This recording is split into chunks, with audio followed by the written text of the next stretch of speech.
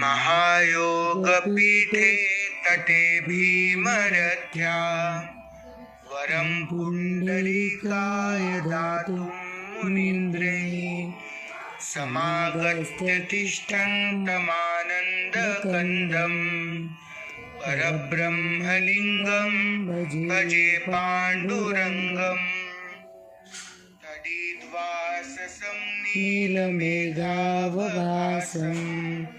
रमामन्दिरं सुन्दरं चित्प्रकाशम् वरं त्विष्टिकायां समन्यस्तपादम् परब्रह्मलिङ्गं भजे पाण्डुरङ्गम् रमानं भवाब्धेरितं मामकानां नितम्बः कराभ्यां धृतो येन तस्मात् विधातुर्वस